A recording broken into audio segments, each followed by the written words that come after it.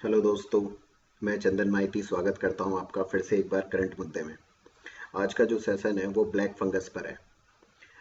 वैसे तो हम क्या करते हैं कि एसएससी के एग्ज़ाम्स या रेलवे के एग्ज़ाम गवर्नमेंट एग्ज़ाम के पॉइंट ऑफ व्यू से टॉपिक को सिलेक्ट करके पढ़ाते हैं आपको। लेकिन ये जो टॉपिक है ये थोड़ा जनरल अवेयरनेस के ऊपर है। स्टार्ट करते हैं इसे।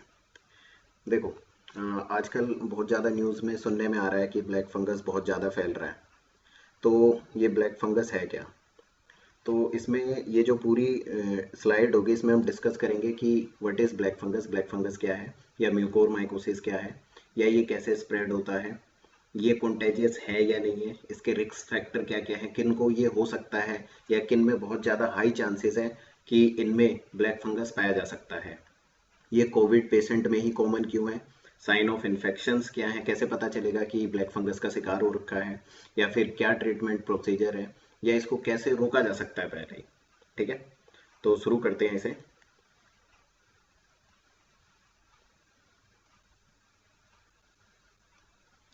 देखिए, सबसे पहला है कि ब्लैक फंगस या फिर म्यूकोर माइकोसिस हम कहते किसे हैं, क्या चीज़ है ये।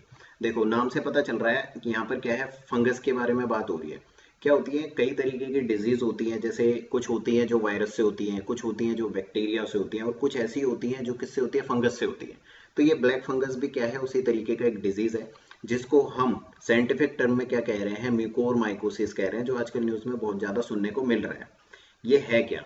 ये क्या है, ये कुछ फंगी होती हैं, ठीक है, फंगस होते हैं, उनका क्या है, एक ग्रुप है, ग्रुप का एसोसिएशन है, और जिन्हें हम क्या कहते हैं, म्यूकोर माइसेट्स कहते हैं। म्यूकोर माइसेट्स कई सारे मिलकर क्या करते हैं, ग्रुप बनाते हैं, और उस ग्रुप को हम आगे चलकर क्या कह देते हैं, म्यूकोर माइकोसिस कह देते हैं। ठीक है, तो ये मिलती कहाँ पर है? देखो, ये नॉर्मल हमारे इन्वायरमेंट में प्रेजेंट रहती है, हर जगह आपको मिलेगी। जैसे सपोज आपके पास अगर कोई ब्रेड है, वो ब्रेड क्या होता है, सड़ जाता है, डिके हो जाता है, तो उस पर क्या हो जाती है, फंगाई लग जाती है। ठीक है, उस पर आप देखोगे वाइट वाइट कलर की क्या होती है, धागे धागे की तरह स्ट्रक्चर्स आने स्टार्ट हो जाते हैं। तो एक्चुअल में क्या होता है, वो हमारे एनवायरनमेंट में रहती है, वो सॉइल में पाई जा सकती है। ठीक है, वो आसपास का कोई सड़ा हुआ मटेरियल होगा, कुछ भी चीज़ सड़ रही होगी, कोई फूड सड़ रहा होगा, ठीक है, या पत्तियां होंगी, उन सब में पाई जा सकती है, या जो एनिमल वेस्ट होंगे उनमें पाई जा सकती हैं, या जो हमारे आसपास कोई कूड़ादान वगैरह होगा वहां पर ये पाई जा सकती है, या फिर जो काफी डैम्प जगह होती है, भीगी जगह होती है, जहाँ पर मॉइस्चर काफी ज्यादा होती है, उन सब जगहों पर इस फंगस के पाए जाने की संभावना काफी ज्यादा होती है। ठीक है, तो ब्लैक फंगस में हमने देखा ये है क्या, ये म्यूकोरमाइकोसिस के नाम से भी जानी जाती है। ये कुछ फंगस का क्या है, एसोसिएशन है, उनका एक ग्रुप है, जिसको हम क्या कह रहे हैं, ब्लैक फंगस कह रहे हैं। अब इसमें आगे क्या है कि ये स्प्रेड कैसे होती है, कैसे ये इंसानों तक पहुंच रही है, कैसे ये अभी जो रिसेंटली न्यूज में आ रहा है देखने में कि ब्लैक ब्लैक फंगस बहुत ज्यादा हो रहा है, तो किस तरीके से फैल रहा है। देखो, अभी मैंने बताया कि ये हमारे इन्वायरमेंट में प्रेजेंट रहती है, ये प्लांट्स में हो सकती है, या आसपास अगर कोई ब्रेड पड़ा है या सड़ रहा है, कोई खाना सड़ रहा है, उसमें पाई जा सकती है। तो ये क्या होती है, ब्रीदिंग के थ्रू आ सकती है। जैसे मान लो सपोज आप सांस ले रहे हो, एयर में क्या है, वो फंगस प्रेजेंट है, तो वो फंगस क्या होगा, आपके लंग्स के थ्रू चेस्ट में एंटर कर जाएगा। या फिर आप कोई कॉन्टामिनेटेड खाना खा रहे हो, या मान लो कोई रोटेन फ्रूट था, फूड था, या कुछ फ्रूट या वेजिटेबल है, जिसके थ्रू वो फंगस क्या हो गया, आपके इंटेस्टाइन में एंटर कर जाएगा और आपके डाइजेशन सिस्टम में चला जाएगा। या फिर मान लो आपको कहीं चोट लग गई है, उस चोट के थ्रू, वो अगर ओपन वुंड है, तो उस चोट के थ्रू क्या होगा, वो फंगस आपकी बॉडी में एंटर कर जाएगा। ये इसका फैलने का तरीका है। अब ये बॉडी के अंदर जाकर काम कैसे करता है, ये जैसे एक वायरस जब बॉडी के अंदर जाता है तो वो क्या करता है, मल्टीप्लाई करता है, वो खुद को क्या करता है, बढ़ाता है, अपनी पॉपुलेशन को बढ़ाता है। उसी तरह जब एक फंगस बॉडी के अंदर जाता है तो वो क्या करता है, ब्रांच लाइक फिलामेंट्स डेवलप करता है। मान लो कोई फंगस है, ये इस तरीके से क्या करेगा, ये इस तरीके से कई सारे अपने फिलामेंट्स स्ट्रक्चर डेवलप करना स्टार्ट कर देगा बॉडी के अंदर जाकर। फिर वो जो फिलामेंट्स जो ग्रो हो गए हैं, वो क्या होंगे, वो ब्लड वेसल्स, हमारी जो ब्लड वेसल्स होती हैं उनके अंदर क्या चले जाएंगे, एंटर कर जाएंगे, उनके अंदर इन्वेड कर जाएंगे। और जहां जहां वो इन्वेड करेंगे वहां पर क्या बना लेंगे, ब्लड का क्लॉट बना लेंगे, या फिर वहां पर एक थक्का फॉर्मेशन कर देंगे, जिसकी वजह से क्या होती है, वहां के आसपास की जो टिश्यू होती हैं वो क्या हो जाती है, उनकी डेथ हो जाती है। वहाँ के सराउंडिंग जितने भी टिश्यू वगैरह होते हैं वो सारे डैमेज हो जाते हैं, जिसकी वजह से आगे चलकर क्या होती है, हमें कई सारी दिक्कत देखने को मिलेगी। ये जिस जिस एरिया में होगी उस एरिया का जो भी वर्क होगा वो वर्क क्या हो जाएगा, बंद हो जाता है। ठीक है। अब एक क्वेश्चन जो सबसे ज़्यादा इसमें देख उठता है कि क्या ये कॉन्टेजियस है, क्या ये फैलती है? तो नहीं, ये कोई कॉन्टेजियस डिजीज नहीं है, ये एक पर्सन से दूसरे पर्सन में नहीं होती है। ठीक है। अब आगे देखते हैं इसका रिस्क फैक्टर क्या है। रिस्क फैक्टर कहने का मतलब क्या है कि किन में ये हो सकती है और किन में नहीं रहेगी। तो सबसे पहली बात, ये काफ़ी ज़्यादा क्या है, रेयर डिजीज है। ये अगर किसी नॉर्मल पर्सन के अंदर जाती भी है तो उसको कोई इम्पैक्ट नहीं करेगी। हमारी बॉडी का इम्यून सिस्टम इतना अच्छा रहता है, हम अपने आप क्या करते हैं, बॉडी को रिकवर कर लेते हैं, हमें कोई असर नहीं पड़ता है। लेकिन ये असर उन्हीं में दिखाती है जिनका इम्यून सिस्टम बहुत ज़्यादा कॉम्प्रोमाइज्ड होता है या बहुत ज़्यादा क्या होता है, लो होता है। जैसे किन में इम्यून सिस्टम लो रहेगा, जैसे किसी का हाल ही में क्या हुआ है, ऑर्गन ट्रांसप्लांट हुआ है, तो ऑर्गन ट्रांसप्लांट होने पे क्या होता है, हम उन्हें इम्यूनो सप्रेसिव ड्रग्स देते हैं ताकि उसकी बॉडी का इम्यून सिस्टम उस ऑर्गन को फेल ना कर दे। तो उनमें बहुत कम इम्यूनिटी होने के कारण उनमें ये ब्लैक फंगस रोग देखने को मिलता है। या ये HIV एड्स में देख सकता है, क्योंकि उसमें हमारी इम्यूनिटी क्या होती है, काफ़ी ज़्यादा वीक हो जाती है। या कोई कीमोथेरेपी करा रहा है, या फिर कैंसर वाले केस में देखने को मिल जाता है, टीबी के पेशेंट्स में देखने को मिलेगा, किसी की अगर किडनी फेलियर हो गई है, किडनी ट्रांसप्लांट कराया, उसमें देखने को मिलेगा। और इसमें अभी जो हाल फिलहाल में सबसे ज़्यादा खतरा जो दिख रहा है वो किसको दिख रहा है, डायबिटिक पेशेंट को दिख रहा है। ऐसे डायबिटिक पेशेंट जिनका जो डायबिटीज़ है वो अनकंट्रोल्ड हो गया, काफ़ी ज़्यादा बढ़ जा रहा है, मतलब 400 हो जा रहा है, 450, 500 पहुँच जा रहा है, उनमें ये बहुत ज़्यादा देखने को मिल रहा है। वो काफ़ी ज़्यादा क्या हो रहे हैं, इस ब्लैक फंगस का शिकार हो रहे हैं।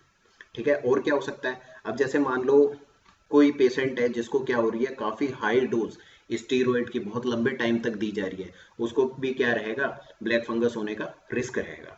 ठीक। तो अब ये कोविड पेशेंट्स को ही क्यों हो रहा है, क्योंकि अभी अचानक से क्यों सुनने में आ रहा है कि भाई इतने ज्यादा लोग क्या हो रहे हैं, बीमार हो रहे हैं, इतने ज्यादा लोगों को कैसे ब्लैक फंगस हो रहा है, पहले तो नहीं था इतना ज्यादा।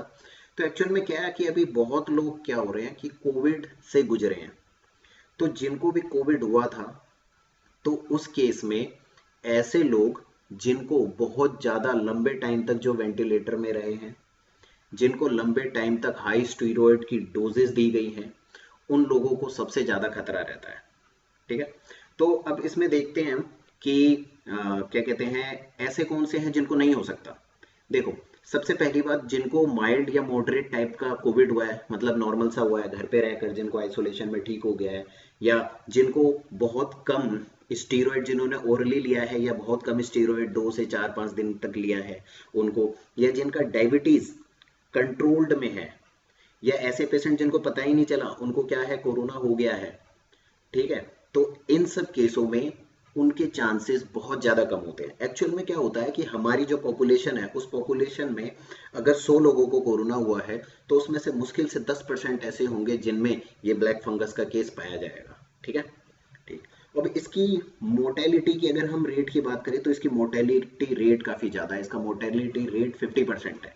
कहने का मतलब अगर 2 लोगों में ये ब्लैक फंगस पाया जाता है तो ये संभावना है कि उनमें से एक की डेथ हो सकती है और एक को बचाया जा सकता है। 50-50% रेट इसका मोर्टेलिटी रेट है। ठीक है। ठीक। तो अब इसमें सेकंड है कि भाई कोविड पेशेंट में ये क्यों कॉमन पाया जाता है, तो ये बता दिया।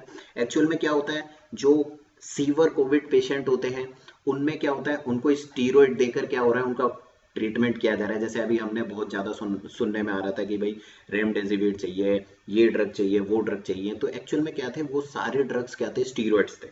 तो स्टीरॉयड करते क्या है, स्टीरॉयड जो होते हैं ये इम्यूनो सप्रेसेंट होते हैं। इम्यूनो सप्रेसेंट का मतलब ये हमारे इम्यून सिस्टम को बहुत ज़्यादा क्या कर देते हैं, डाउन कर देते हैं। क्यों डाउन कर देते हैं, क्योंकि हमारा जो बॉडी का इम्यून सिस्टम होता है वो कोरोना के टाइम पर बॉडी को डैमेज करना स्टार्ट कर देता है। तो वो बॉडी को डैमेज ना करे इस चक्कर में हम क्या करते हैं, स्टीरॉयड देते हैं। ठीक है। जो क्या करता है, हमारी बॉडी के इम्यून सिस्टम को रिड्यूस कर देता है काफ़ी ज़्यादा, और हमारी बॉडी में जो ब्लड शुगर का लेवल है उसको बहुत ज़्यादा इंक्रीज कर देता है। ठीक। तो जिसकी वजह से क्या होता है, एक तो हमारी बॉडी का इम्यून सिस्टम डाउन हो गया, और एक हमारी बॉडी का जो ब्लड शुगर लेवल था वो क्या हो गया, काफ़ी ज़्यादा बढ़ गया। तो एक्चुअल में जो डायबिटिक पेशेंट होते हैं या जिनमें सीवर कोविड था, उनको क्या होता है, काफी ज्यादा चांस रहता है कि उनमें अगर कोई ब्लैक फंगस आता है या वो किसी फंगस के कांटेक्ट में आ जाते हैं बाय एयर बाय फूड, तो उनको क्या हो जाएगा, म्यूकोर माइकोसिस होने का पूरा पूरा चांस रहेगा कि उनको ऐसा हो सकता है। लेकिन ये बहुत रेयर है, बहुत ही किसी क्रिटिकल केस में पाया जा रहा है। ठीक है, नेक्स्ट हम देखते हैं कि इनके साइन एंड सिम्टम्स क्या है। देखो इनका साइन एंड सिम्टम्स क्या है। एक तो सिम्टम्स जो बहुत ज्यादा कॉमन पाया जा रहा है कि इनका क्या होगा, one sided swelling of the face, मतलब किसी भी फेस के एक तरफ क्या होगा, स्वेलिंग आना स्टार्ट हो जाएगी, स्वेलिंग आना स्टार्ट हो जाएगी। इनका जो आंखों का विजन होता है, मतलब धीरे धीरे क्या होगा, अगर उनकी आंख पे, आई पे इम्पैक्ट पड़ रहा है तो उनका विजन जो है वो क्या हो जाएगा, ब्लर हो जाएगा, उन्हें हेजी दिखना स्टार्ट हो जाएगा, उनकी आंख स्वेल होनी स्टार्ट हो जाएगी, और चेहरे के एक साइड में जो उनका चिक का हिस्सा है, गाल का हिस्सा है, वो क्या हो जाएगा, काफी फूलना स्टार्ट हो जाएगा। और वहां पर धीरे धीरे क्या होगा, ब्लैक कलर की क्या होंगी, कोटिंग से आपको ब्लैक कलर की एक धीरे धीरे लेयर सी दिखनी स्टार्ट हो जाएगी। तो उसी को ही हम क्या कह देते हैं कि ये इनको क्या हो गया, इनको ब्लैक फंगस हो गया। अगर ये येलो कलर की दिखती है तो हम इसको कह देते हैं येलो फंगस हो गया। अगर ये व्हाइट कलर की दिखेगी तो इसको हम क्या कह देंगे, व्हाइट फंगस हो गया। ठीक है, तो एक तो क्या है, उनका जो फेस होता है एक साइड से काफी ज्यादा स्वेल हो जाता है, उनकी आंख जो होती है बहुत ज्यादा रिस्क रहता है वो डैमेज हो जाती है, उनका जो विजन होता है वो ब्लर हो जाता है। और अगर वो नोज के थ्रू हमारे ब्रेन में पहुंच जाता है तो वो क्या करता है, हमारे ब्रेन के पार्ट्स को डैमेज करना स्टार्ट कर देता है। तो जब वो ब्रेन को डैमेज करना स्टार्ट कर देता है तो ब्रेन से हमारी बॉडी के सारे पार्ट्स लिंक है। तो ब्रेन का वो हिस्सा जो डैमेज हो गया, उससे बॉडी का जो भी पार्ट लिंक्ड होगा वो पार्ट क्या हो जाता है, धीरे धीरे पैरालाइज्ड हो जाता है, काम करना बंद कर देता है। सीवियर केस में क्या होता है, वो पेशेंट कोमा में भी चला जाता है। ठीक है, कुछ केस में क्या होता है, ऐसा भी देखा जाता है कि कान से, नाक से क्या हो रहा है, ब्लैक कलर का लिक्विड या फ्लूइड निकलना स्टार्ट हो जाता है। ठीक है, और कुछ में क्या होता है, बहुत ज्यादा सीवर हेडेक होना स्टार्ट हो जाता है। मतलब जैसे कुछ ऐसे भी केसेस होते हैं जो कोविड से क्या कर रहे हैं, रिकवरी कर रहे हैं, रिकवरी करते करते लास्ट के टाइम पर जाकर उनको क्या होता है, बहुत ज्यादा सर दर्द होना स्टार्ट हो जाता है। तो ये काफी ज्यादा सीवर हेडेक होना भी क्या है, एक तरीके का सिम्टम्स है जो बताता है कि ब्लैक फंगस शायद हो सकता है। ठीक है, और क्या हो सकता है, और अगर ब्रीदिंग के थ्रू जो ब्लैक फंगस है उनके चेस्ट में पहुंच जाता है, ठीक है, अगर ब्रीदिंग के थ्रू उनके चेस्ट में पहुंच जाता है तो उनको क्या होगी, ब्रीदिंग में दिक्कत होगी, और अगर वो खांसेंगे तो हो सकता है उनमें ब्लड भी आए। तो ये भी क्या है, एक तरीके का साइन एंड सिम्टम है जो मतलब ऐसे फंगस जो चेस्ट में पहुंच जाते हैं वहां पर ऐसा देखने को मिलता है। अगर मान लो आपके खाने के थ्रू फंगस आपके इंटेस्टाइनल ट्रैक्ट में पहुंच जाता है, ठीक है, आपके पेट में पहुंच जाता है, तो आपको क्या होगा, नौजिया होगा, उल्टी आएगी, हो सकता है ब्लीडिंग भी पाई जाए, अंदर ही अंदर ब्लीडिंग भी हो रहे हो, या आपका जो टमी है या पेट है कुछ क्या होगा, दर्द करना स्टार्ट करेगा। तो ये भी एक तरीके का सिम्टम्स है। ये डिपेंड करेगा कि आपका जो फंगस है वो बॉडी के किस पार्ट में गया है। ठीक है, वो नोज के थ्रू जा रहा है, लंग्स के थ्रू गया है, या फिर आपके फूड पाइप के थ्रू गया है, तो जिस एरिया में वो जाएगा उस एरिया को क्या करेगा, वो इम्पैक्ट करेगा। ठीक है, नेक्स्ट देखते हैं। अब इसमें क्या है कि इसका ट्रीटमेंट कैसे हो रहा है। देखो इसमें ट्रीटमेंट के कुछ ही प्रोसीजर है। एक आपने अभी हाल फिलहाल में क्या कहते हैं, टीवी पर या फिर सोशल मीडिया पे देखा होगा, ये जो ड्रग है ये काफी ज्यादा फेमस हो रही है, जो मिल भी नहीं रही है जल्दी से। इसका नाम है एम्फोटेरिसिन बी। ये एम्फोटेरिसिन बी जो होती है, ये क्या है, ये एक फंगल इन्फेक्शन ड्रग है। ये क्या करती है, कहीं पर भी अगर फंगल होता है तो उसको रोकने में ये हेल्प करती है, उसको सीवर नहीं होने देती। तो इसमें ड्रग्स कौन सा यूज कर रहे हैं हम, एम्फोटेरिसिन बी या फिर लिपोसोमल एम्फोटेरिसिन बी, LAMB, इसका हम यूज कर रहे हैं। ठीक है, और हम क्या कर रहे हैं, जैसे मान लो जिस जगह पर ये फंगस दिखाई देता है, या फंगस बॉल एक उभरा हुआ सा दिखाई दे रहा है, उसको हम क्या करेंगे, सर्जरी के थ्रू उसको हम क्या कर लेंगे, निकाल लेंगे। तो इससे क्या होता है, फंगस फैलने से बच जाता है, और उसका जो बाकी एरिया होता है वो डैमेज होने से बच जाता है। और हम क्या कर सकते हैं, मान लो फंगस ने किसी पार्ट को, किसी टिश्यू को क्या कर दिया, इम्पैक्ट कर दिया है, तो हम क्या करेंगे, उस टिश्यू एरिया को पूरा क्या कर लेंगे, वहां से निकाल लेंगे, ताकि उसका बाकी का पार्ट डैमेज ना हो। कई सारे सीवर केस में ऐसा भी देखा जाता है, मान लो उसको क्या हो गया, टिथ के आसपास, जॉ के आसपास या पैलेट में हो गया, तो उसको क्या करना पड़ेगा, उसका पूरा पैलेट निकालना पड़ता है, उसका पूरे जो जॉ होती हैं, दांत होते हैं, सारे निकालने पड़ते हैं। मान लो उसके नोज में हो जाता है, तो उसकी पूरी नोज निकाल लेनी पड़ती है। अगर उसका मान लो आई में बहुत ज़्यादा सीवर हो जाता है तो आगे ना फैले तो पूरी आई को क्या होता है उस पार्ट से बाहर निकाल लिया जाता है। ठीक है। एक और चीज और क्या इसमें किया जाता है, इसमें हाइयर ऑक्सीजन प्रेशर की सप्लाई दी जाती है। ठीक है। होता क्या है कि बहुत ज़्यादा हाई ऑक्सीजन प्रेशर देने से क्या होती है, हमारी बॉडी का जो इम्यून सिस्टम होता है वो थोड़ा अच्छा हो जाता है, और अच्छा होने की वजह से वो क्या करता है, फंगस से रिकवरी करता है, जिसकी वजह से हाइयर ऑक्सीजन प्रेशर पे भी क्या हो रहा है, पेशेंट को रखा जा रहा है। ठीक। अब इसमें नेक्स्ट देखते हैं इसके प्रिवेंशन क्या है।